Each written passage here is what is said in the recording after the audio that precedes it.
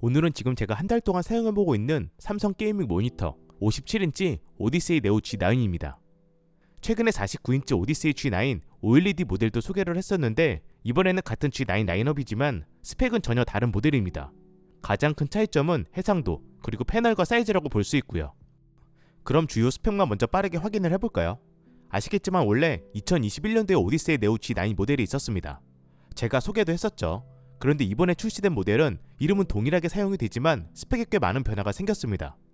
퀀텀 미니 LED가 탑재된 VA 패널은 동일하지만 사이즈가 49인치에서 무려 57인치로 어마어마하게 커졌고 해상도도 짧아진 세로가 아닌 듀얼 4K 해상도로 딱 32인치 4K 해상도 모니터 두 개를 가로로 붙여놓은 사이즈입니다.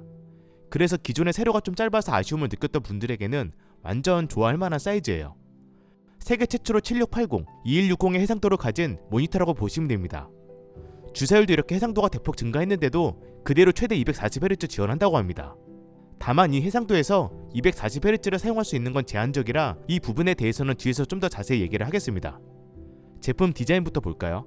디자인은 기존 오디세이 네오 G9과 거의 동일합니다.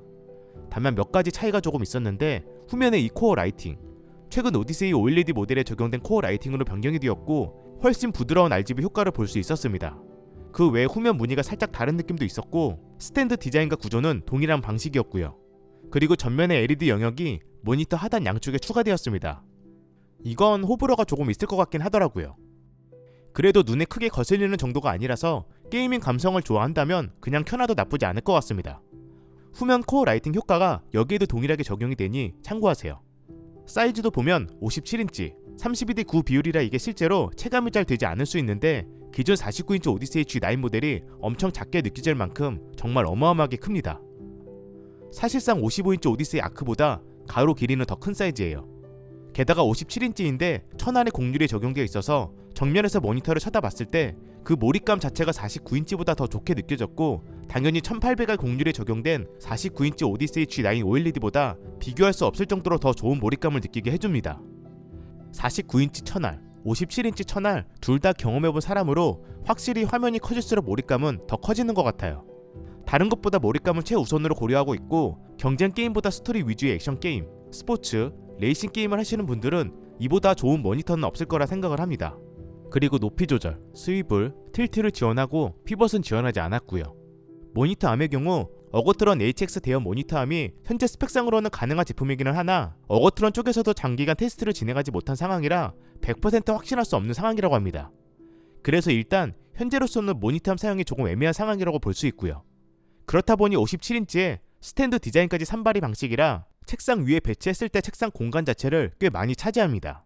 지금 세팅되어 있는 책상 사이즈는 2000에 1000 사이즈라 그나마 폭도 여유가 있고 양쪽에 작은 스피커까지는 충분히 거치가 가능하지만 일반적인 1800에 800 사이즈 책상에 배치를 하게 된다면 양쪽에 여유 공간이 거의 없습니다. 그래서 책상 사이즈가 1800보다 더 작은 분들은 스피커 배치가 어려울 겁니다.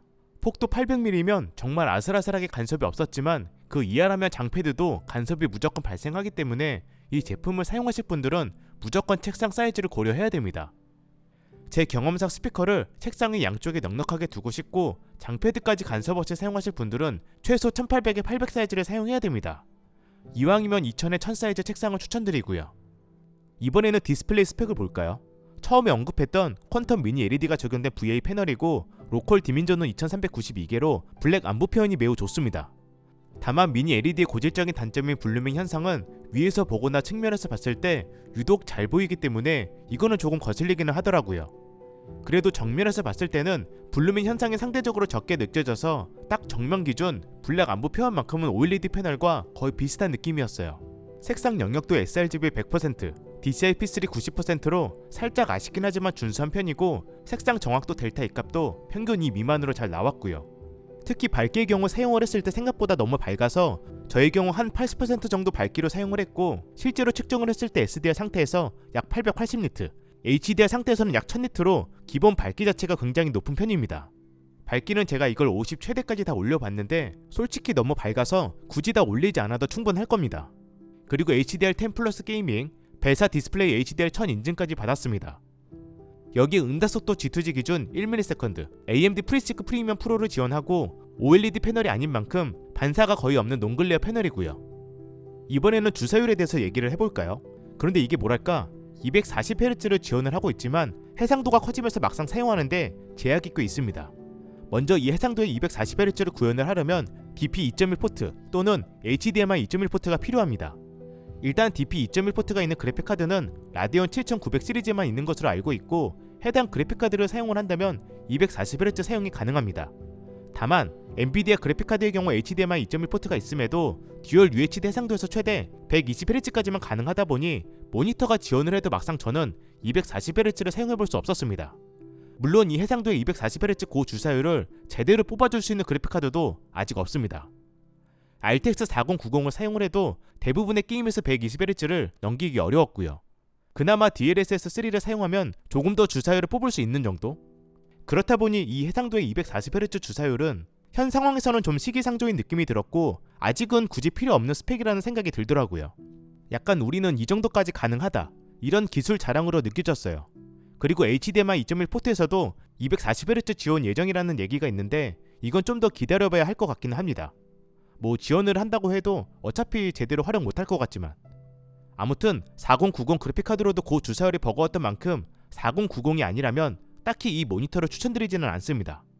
가로가 긴 고해상도 작업용 모니터까지 고려 중이라면 모를까.